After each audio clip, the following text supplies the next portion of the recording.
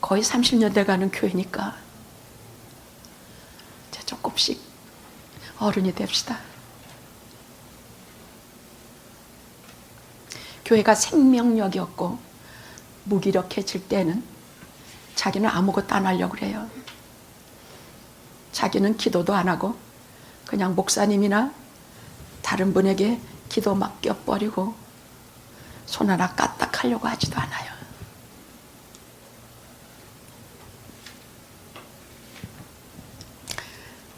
그런데 오늘 새 언약에 예수 그리스도의 피로 인준받아서 구원의 생명 증서를 하나씩 갖고 돌아가시는 여러분은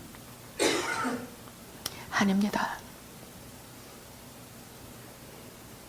이제는 그리스도와 함께 죽고, 죽는다는 말은 무슨 말인가?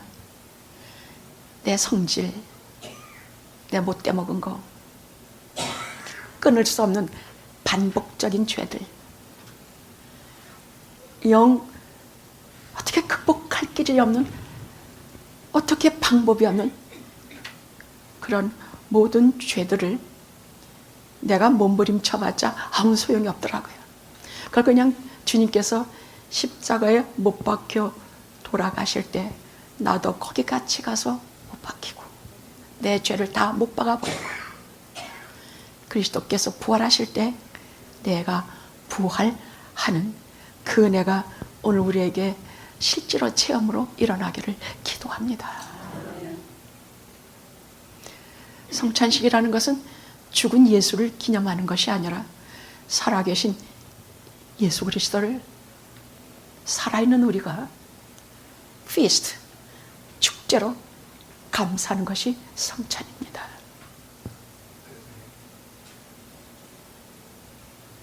고귀한 십자가 죽음은 인류와 이스라엘로 가장 귀중한 사건입니다.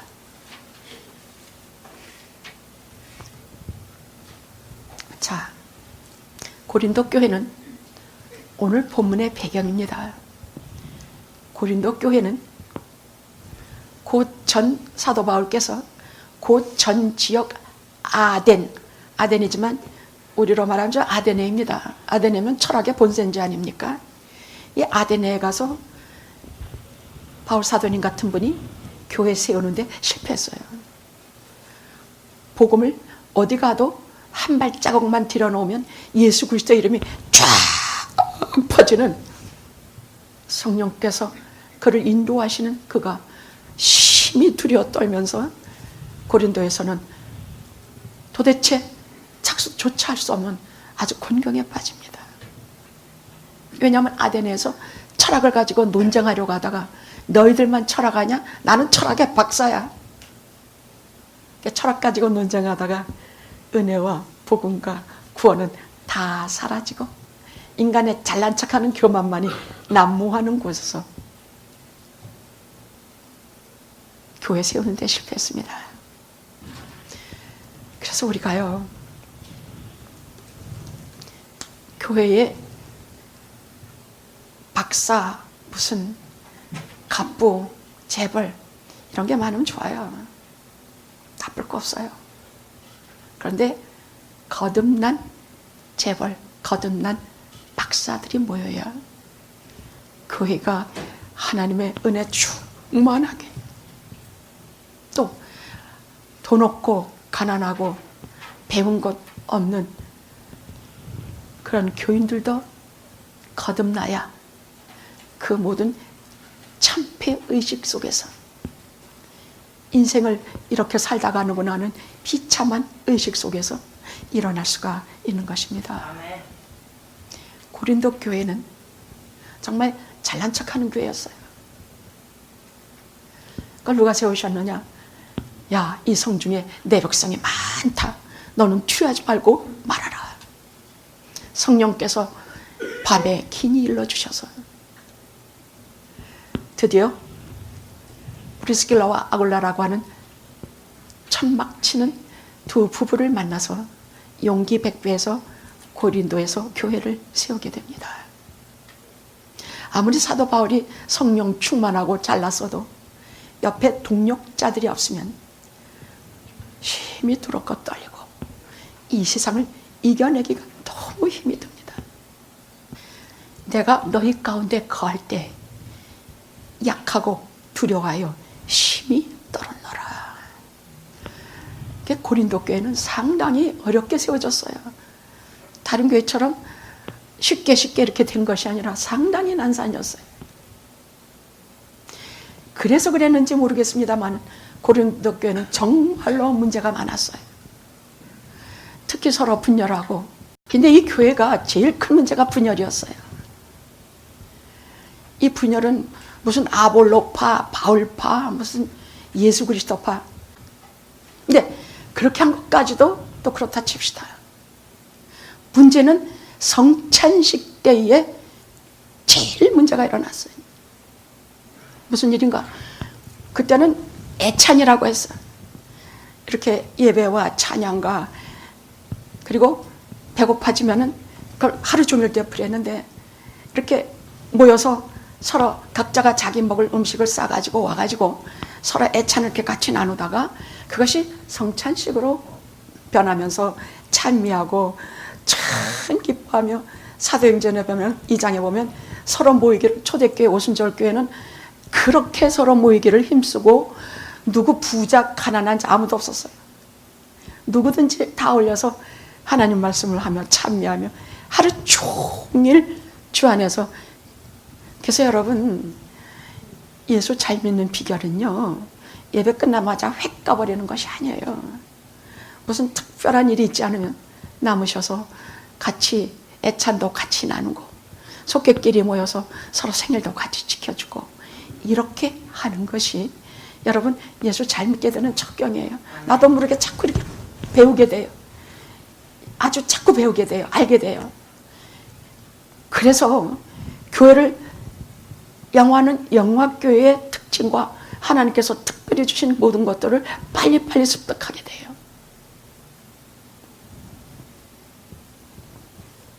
그런데 문제는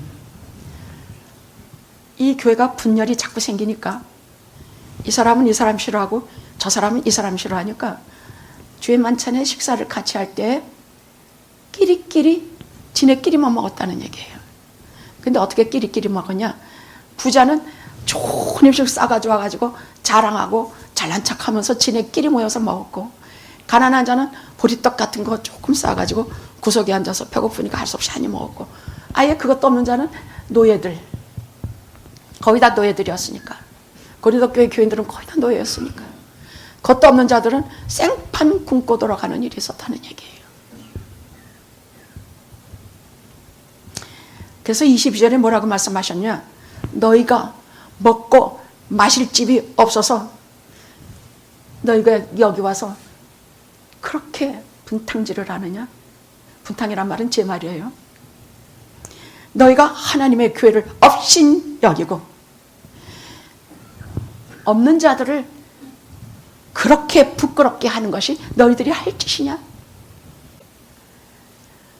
성찬식이라는 건 뭐냐면요 그 몇 가지 중에 하나가 한 떡을 뗀다는 의미야. 한 떡을 다시 모으면 한 덩어리란 얘기야. 우리는 다 한 떡을 떼서 먹지만 다 한 덩어리에서 나온 존재들이란 뜻이에요. 응? 아셨죠? 한 피바다 한 몸이른 형제 자매란 뜻이에요. 그래서 여러분 너희가 성찬을 받기 전에 마음에 있는 것을 너희가 봐야 돼. 오늘 말씀에서 히브리서 8장에 뭐라고 말씀하셨냐면요 내가 내 율법이나 내가 너에게 주는 법을 이 돌판에다 새기지 않고 너희들의 마음에 새겼는데 그 이유는 너희가 스스로 율법을 지키려고 애쓰는 마음을 가지고 능력으로 그 율법을 지키게 하려 함이라. 내가 너의 불의를 긍휼히 여기나니 내가 다시는 너희들의 죄를 기억지 아니하리라. 이거는요 정말 중요한 말씀이에요. 교회는 특별히 은혜의 방편이 3가지가 있습니다. 즉 은혜를 받는 방법이 3가지가 있다는 얘기예요. 첫째는 말씀이에요. 모든 교회 최고의 영광은 이 말씀을 듣는 것이에요. 하나님께서 말씀을 주시는 것이에요. 인간의 말이 아니라 하나님 나라의 말씀을 주시는 것이에요. 하나님께서 친히, 성령께서 친히 감동 감화하시면서 말씀을 주시는 것이에요. 은혜를 받는 방편이 첫째 말씀이에요. 둘째가 성례예요. 이 성례는 말씀 없이는 자기가 특별히 성례 자체로, 이 성찬식 자체로 특별한 무슨 은혜가 오는 것은 아니에요. 반드시 말씀이 있어요. 그래서 말씀을 못 알아듣는 사람에게는, 이제 신앙생활 시작한 사람에게는 이 성찬식을 참여하는 것을 권하지 않습니다. 말씀이 있어야 성례하기 때문이에요.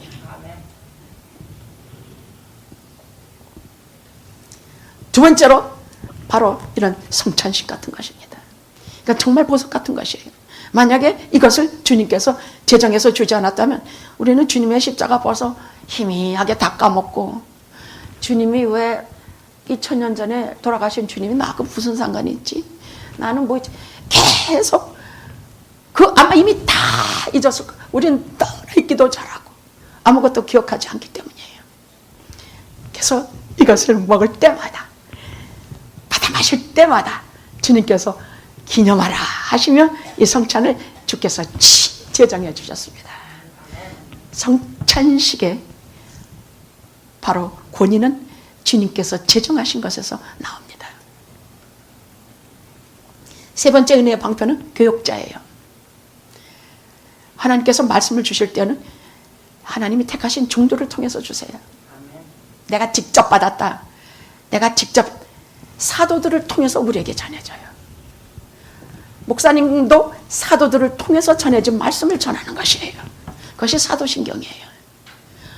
아무것도 내가 내 마음대로 전하는 것이 없어요.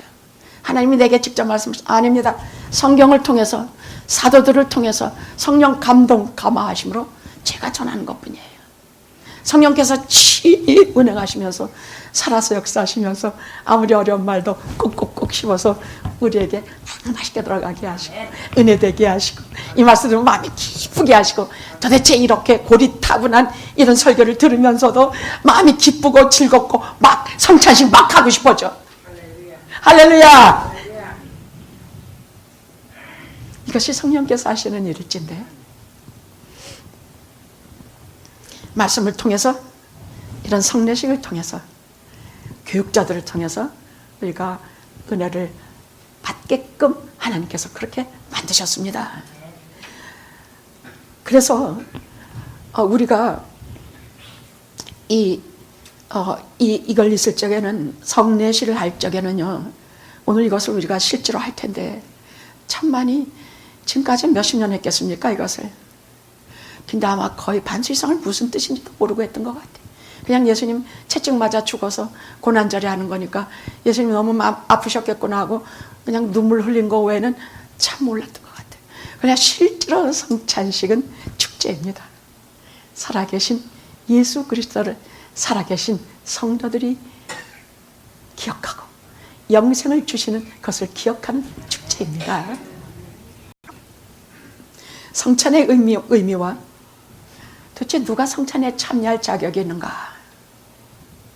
셋째는 새 언약의 복. 이 세 가지를 하려고 합니다. 오늘 우리가 낭독한, 우리가 봉독한 모든 성경 말씀에 다 기록이 되는 말씀입니다.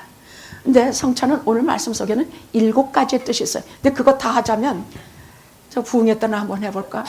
3가지만 빨리 말할게요. 간단간단히 빨리 말할게요. 첫째는 성찬할 때는 제일 먼저 무엇을 가지고 우리가 여기 오는 말씀 속에 첫째로 축사하시고, 축사라는 말은 이퀄리스트, 감사예요. 감사하시고, 하나님, 제가 지금 당신의 살과 피를 들고 하시는 기도예요. 축사하시고, 당신의 살과 피를 이렇게 하시고 하시는 기도가 감사 기도야. 축사라는 유퀄리스트, 감사 기도라는 뜻이야. 하나님, 제가 오늘 이제 내 사랑하는 이들에게, 하나님께서 내게 주신 사람들에게 모든 구원을 완성하게 되었음을 감사드립니다. 이것이에요. 우리도 먼저 이걸 할 때, 이것을 받으면 제일 먼저 감사기도 하십시오. 모든 식사는 감사기도입니다. 아셨죠? 우리가 여러 가지 기도가 있습니다만 모든 식사기도는 감사기도예요.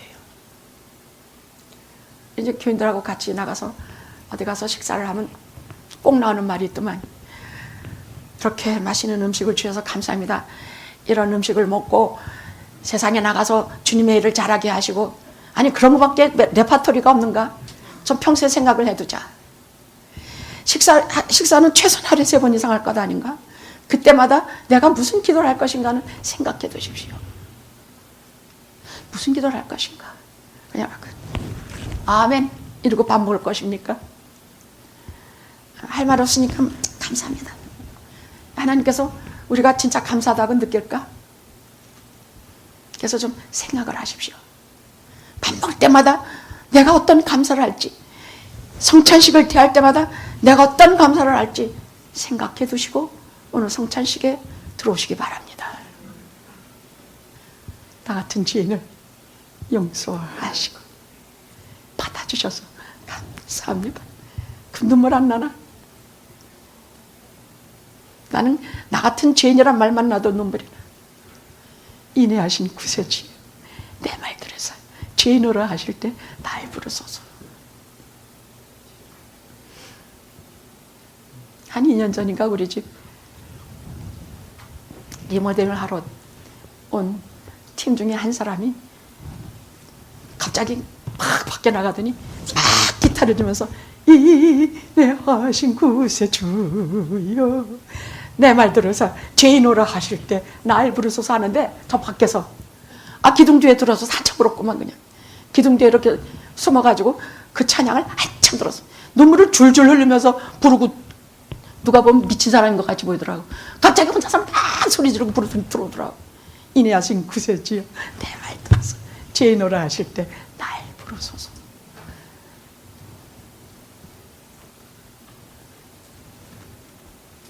한 번은 운동선수들을 잔뜩 태우고 가는 것이, 이렇게 가다가 저 안대산 꼭대기에, 만년설이 뒤덮인 안대산 꼭대기에 아무것도 살아있는 것이 없는 거기에 다 떨어졌어요.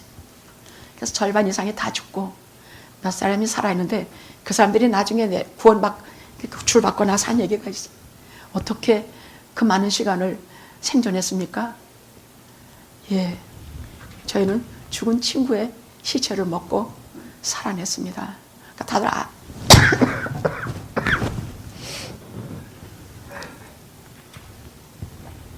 우리가 이렇게 앉아서 그런 생각을 하면요, 이거 끔찍해라, 아니에요.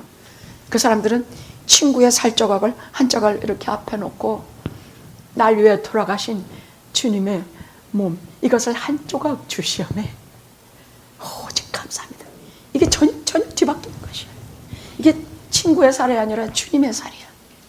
그리고 성찬식 하는 마음으로 그것을 한 조각씩 먹고 살아냈다 그래.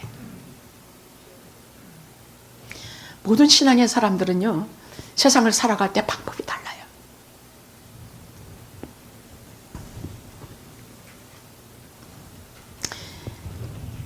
여러분이 떡과 잔을 할 때 이것이, 캐톨릭에서는 뭐라 그러느냐, 이 물리적으로 우리 속에 들어가면 이 떡은 예수님의 살이 되고 포도주는 예수님의 피가 된다, 이렇게 캐톨릭은 말해요. 포도주는 잘 얘기 안 해요. 그 사람들은 떡만 얘기해요. 왜? 이는 내 몸이라, 받아 먹으라. 이는 내 몸이라 하니까, 이것은 즉 예수님의 몸이니까 내게 그냥 살이 들어온다고요. 근데 피는 이건 내 잔이라고 말씀하셨거든. 그러니까 잔이니 뭐 그것을 어떻게 피라고 말하는 거 아니에요. 그래서 잔이라는 피는 얘기는 잘 안 해요, 그 사람들은요. 그런데 이 칼빈주의는요, 여러 개신교들이 하는 여러 가지 설이 있어요. 근데 제가 여러분에게 늘 가르치는 것은, 우리가 예수님의 떡과 잔을 먹고 마실 때, 이건 일종의 상징인데, 이 떡과 잔을 할 때에 너는 나의 백성이 되고 나는 너희의 하나님이 되리라 하신 이 언약 관계에 의해서 먹고 마시는 모든 하나님의 백성과 자녀들에게 같이 하신다. 즉 임재설을, 영성 임재설을 저는 늘 가르쳐요. 여러분 혼자 먹고 마시는 것이 아니라 살아계신 예수 그리스도께서 여러분과 같이 먹고 마시는 것으로 늘 가르쳐요. 그러니까 내 혈관 속에 예수님의, 이게 포도주는 아무것도 아니야.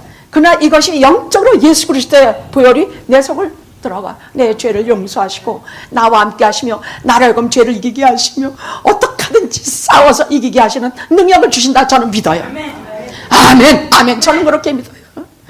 깨트리신 살은요, 이게 성경에 이사야 53장에 나와요. 이거는 우리들의 질병을 위해서 주님께서 당신의 살을 깨트리셨다는 말씀이 나와요. 저는 그래서 질병을 위해서, 여러분을 위해서 기도할 때마다 깨트리신 살에 의하여 기도하옵나니 주여 그 의지하고 저희들에게 질병을 고쳐주시옵소서.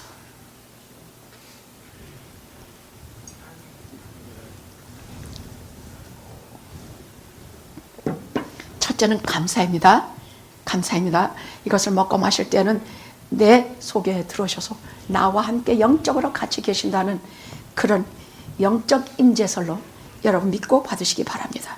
둘째는 기념하라입니다. 기념하라. 24절입니다. 이것은 너희를 위한 내 몸이니 이것을 행하여 나를 기념하라. 우리는 누구에게 선물을 받으면 이것을 애지중지하고 그를 기억하지요. 그죠? 여러분들 부모님이 돌아가실 때 뭐 유품으로 받으신 거 있습니까? 제게는 긴 금목걸이로 십자가를 크게 달아서 제게 손에 꼭 쥐어주고 돌아가셨어요. 딸만 넷인데 저희 어머님에게는. 다른 자식들은 목걸이는 다 똑같아. 금으로 만들어서 거기 둥그런 시계를 하나씩 달아줬어. 저놈을 아껴라. 근데 제게는 십자가 딱 만들어서 그걸 걸어주셨어요. 저는 그걸 볼 때마다 내가 천국에서 우리 어머니를 뵐 때에는 엄마, 나도 엄마처럼 많은 눈물 흘리고 엄마처럼 많은 모욕당하고 엄마처럼 많은 인내하면서 엄마 나 선한 싸움 다 싸우고 나 이기고 왔어. 내가 그래야지. 그 십자가 볼 때마다 그 생각을 해요. 여러분들 부모님이 주신 거, 여러분들이 사랑하는 사람에게, 여러분 사랑하는 사람한테 결혼 선물로 반지들을 받죠. 그 반지 손에서 빼놓고 싶습니까? 이 반지를 받는다 해서 사랑이 더 많아지는 건 아니에요. 그럼에도 불구하고 눈으로 보는 이 사랑의 표시가 있으면 내가 저 사람한테 참 사랑을 받고 있구나. 느껴요? 안 느껴요? 오래돼서 느껴지지도 않죠. 뭐 누가 있어야 느껴지지. 뭐 반지라는 게 있어 봐야 뭐 느껴지지. 주님께서 우리에게 결혼 반지처럼, 약혼 반지처럼 이것을 남기셨어요. 떡과 포도주를 남기셔서 이것을 우리가 결혼 반지처럼 끼고 주님을 기억하고 주님의 사랑을 피스트, 축제하는 것이에요. 아셨죠? 응? 우리가 주님의 사랑을 기억하고 주님이 나를 행해 주신 그 모든 일들을 기억하는 것이 기념하는 것이에요.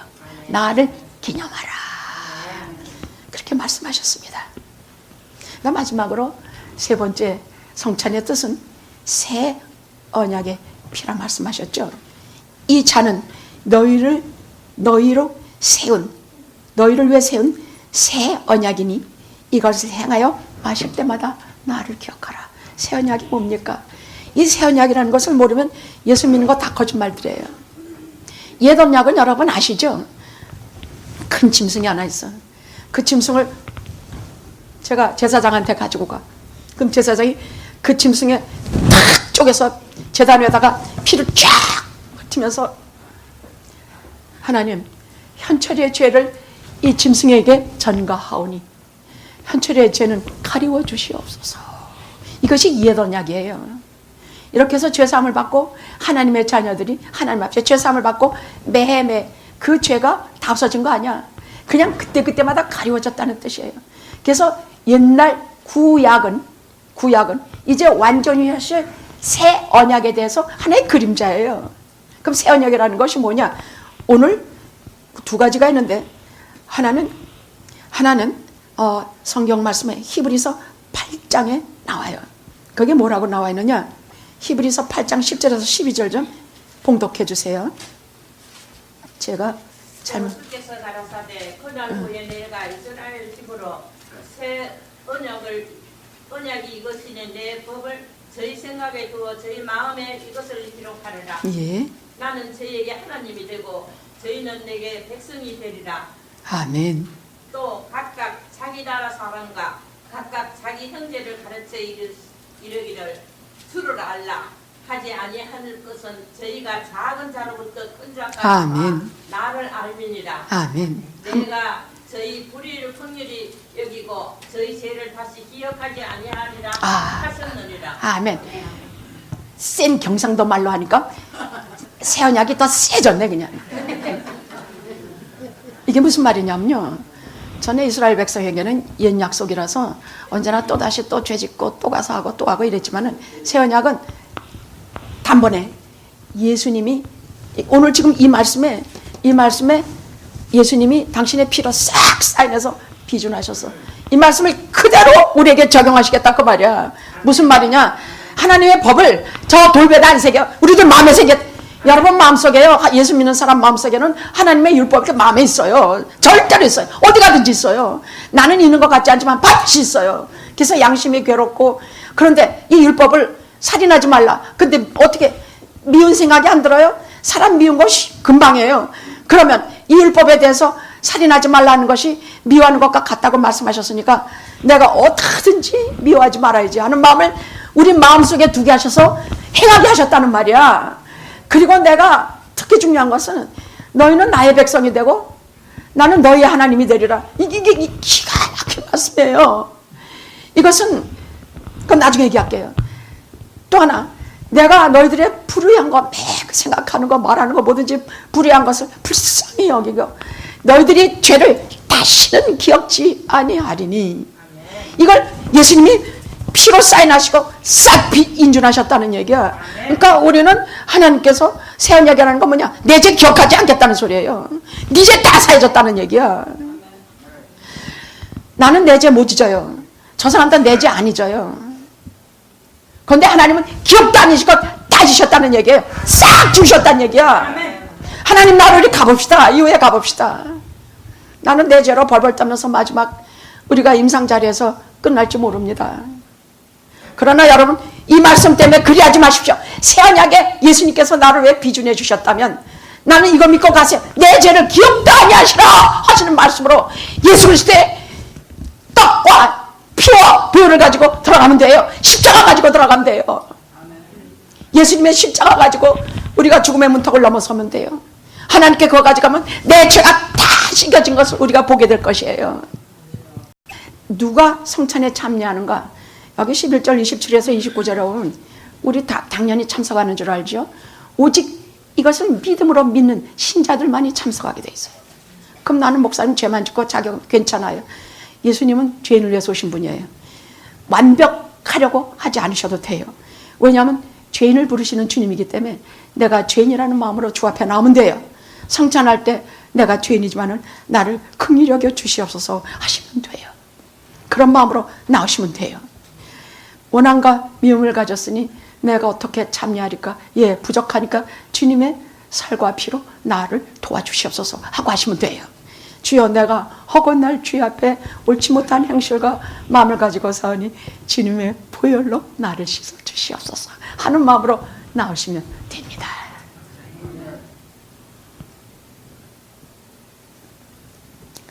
그럼 이 새 언약의 복이 무엇인가?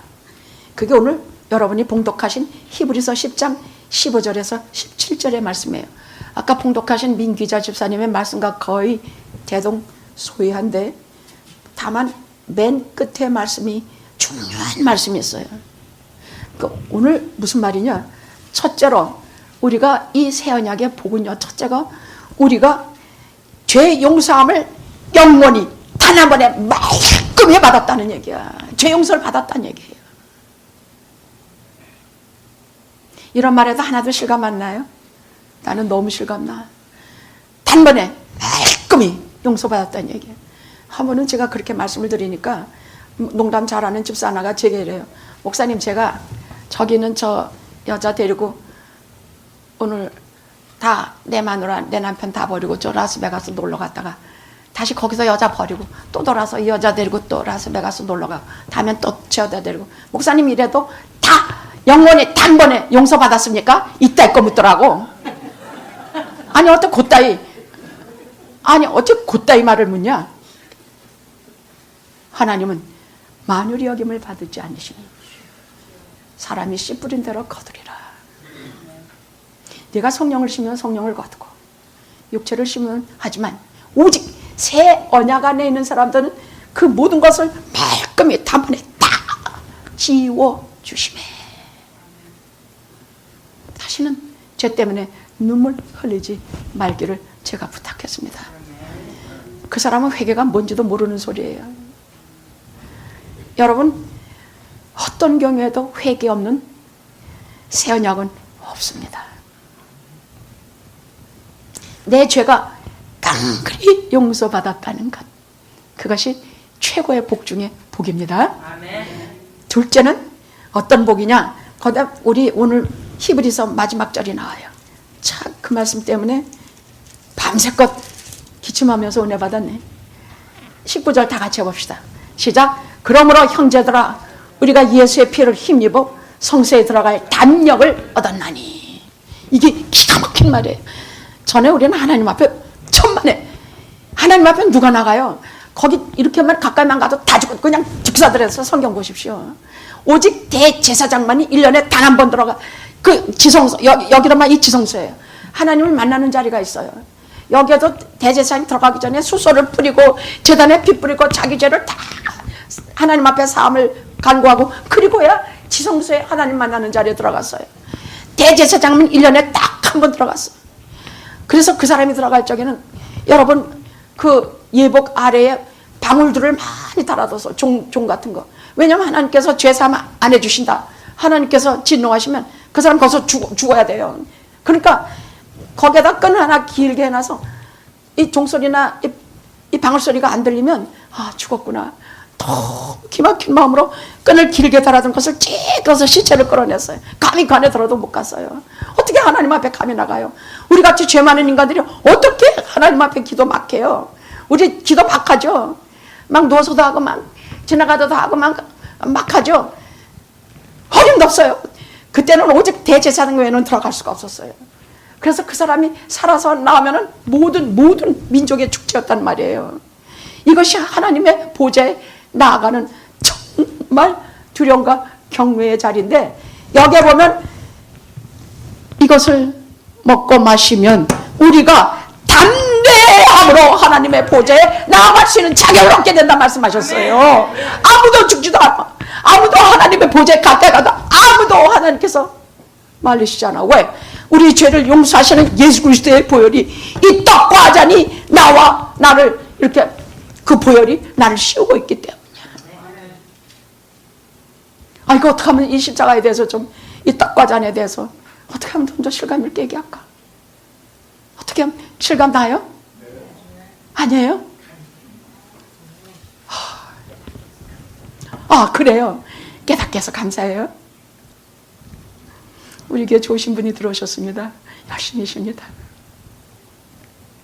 새 언약의 복이라는 것은 내 죄 깨끗이 용서받아 영원히 단번에. 또 하나의 복은 하나님의 보좌에 그 두려우시고 전능하신 하나님의 보좌에 단대히 나아갈 수가 있어요. 제가 가끔 기도하는데 보통은 그냥 여기 턱걸이 하는 기도예요. 운전하면서 하든지 뭐 어쩌고 저쩌고 하면서 뭐 이렇게 저렇게 아버지께 말씀드리는데, 하나 그래도 참 감사한 것은 늘 성령님의 운행하심과 그 품 안에 제가 안겨있다는 것을 참 느끼게 되는 것이, 그것을 설명할 길이 없는 은혜예요. 하나님께 기도드릴 때요, 여러분 기도가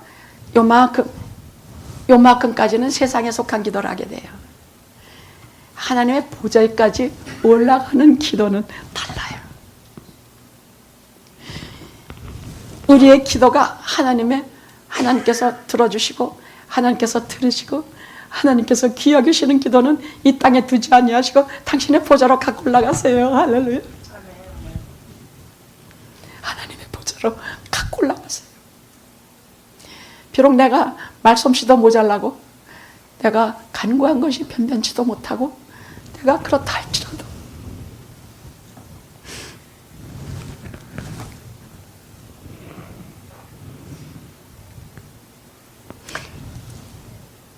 가끔은 그냥 여기 있는 요 수준도 올라가지 못하고 이렇게 뭐라고 기도를 하는데 가끔은 하나님의 전능하신 보좌로 그 기도를 갖고 올라가시는 때가 있어.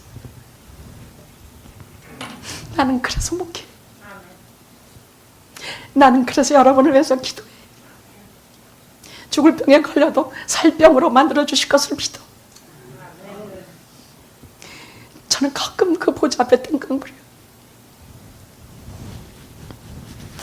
하나님, 그렇게 심각한 병에 걸렸는데 하나님 왜 아버지 외에 누가 그 병을 고쳐주시며 아버지 외에 누가 그것을 케어하시겠습니까? 그런 기도는 틀림없이 이 땅에 두지 아니하시고 하나님의 보좌를 끌어올리셔서 하나님께서 이 기도를 들으셨다는 은혜를 많이 주십니다. 기도하시겠습니다.